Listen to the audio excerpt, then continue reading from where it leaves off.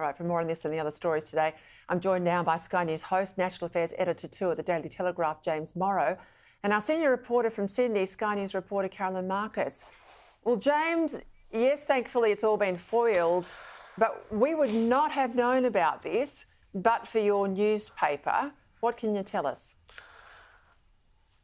Well, that's right, Peter. And this story broke just hours ago at the Daily Telegraph website by our reporters Mark Morey and Josh Hanrahan, discovering that police had known for at least 10 days about this caravan in Dural, which is a suburb of Sydney. It's a kind of a rural sort of area, suburban Sydney.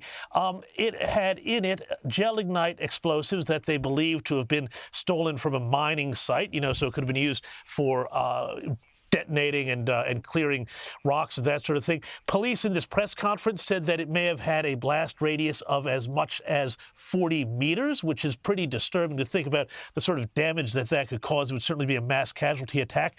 And police have made a number of arrests, they say, on the periphery of this investigation, but they don't know quite where this was all coming from or where this was going. There was a list of potential targets. There was, as you say, that offensive message written inside it. And it's only because apparently somebody in the community was so concerned about this caravan that they thought had been abandoned there many weeks ago. So the police have known about this for some time, that this person actually moved the caravan off the road where it had been sticking out into traffic, looked inside, saw what was inside, and alerted police. But obviously, Peter, this is a huge escalation, if it is as it seems to be, of this rising tide of really concerning violent anti-Semitic attacks. We've seen not just cars torched, vandalism. We saw that attack on a childcare center.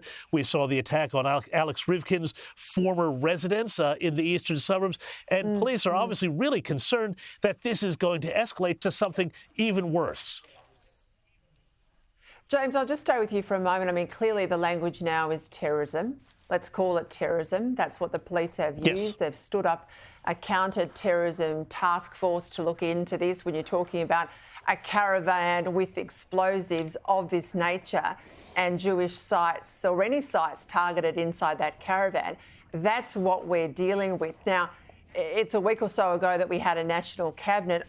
I would presume, I mean, the Prime Minister hasn't come forward with any real information for the public as yet, but I would presume this was briefed to the National Cabinet. I would want to hope there has been meetings of the National Security Committee of Federal Cabinet on these very issues. Do we have any confirmation of this? Well, we have had no confirmation that this was actually briefed to the National Cabinet. I'm not sure whether or not the National Security Committee has actually met on this, but ever since October 7th, there's been a great deal of criticism of the Albanese government for just being repeatedly on the back foot, not addressing the Jewish community, not addressing the attacks, not calling the National Security Committee very early on in the piece after October 7th. And this, I think, has been, the leitmotif of the way this government has handled this sort of stuff. It says all the right things eventually, but it gives everybody the sense that they're on the back foot. Carolyn, I imagine you were shell-shocked by this news. In a way, Peter, I mean, it is shocking, but we've almost become desensitized, and the attacks are just escalating and escalating lately against the Jewish community. I think a lot of people within the community have felt that today was inevitable, that we would come to a point where we would see what has all the hallmarks in this case of a terrorism plot against the community. We've already seen the firebombing of a synagogue in Melbourne. We've seen the attempted firebombing of a synagogue in Sydney. Synagogues graffitied here. The firebombing of the former home of a Jewish community leader. And a firebombing of a daycare centre around the corner from a Jewish daycare and a Jewish synagogue with F the Jews emblazoned on it. So all of this has been culminating to this point. And I'm glad to see clearly that authorities have been investigating this, and the authorities and the Premier taking it seriously. They say there have been arrests on the periphery. Why we weren't told about this before? Well, they say it was for operational reasons. But I think the community would have liked to have known that there was this serious threat against them at some stage earlier than perhaps 10 days into an investigation like this. Now, obviously, the police need to be able to catch the people responsible, and they're now appealing for more information. But I think that, it has got to just beyond breaking point here, Peter. My kids don't even go to a Jewish school or daycare, but just because of the nature of where it is, they've now had to put security guards outside the school this week. And that just appalls me as a parent. They had it right after October 7. They've got it again now after this daycare bombing, and no doubt it will continue because of this incident that we're learning about today. And it is just shocking. It is beyond words. All right, I'll leave this here to go to other news today, but we will come back to it, please, with Greg Sheridan in a moment. There's a plan from the coalition, James, and this I think will be very popular electorally, to block foreign investors from buying residential property in Australia.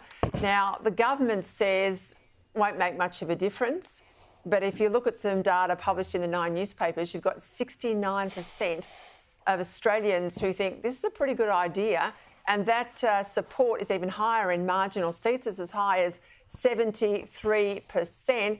Too small to make a difference, says the Labor Party. I don't know that voters don't see it as anything much. I think they see it as pretty important, James.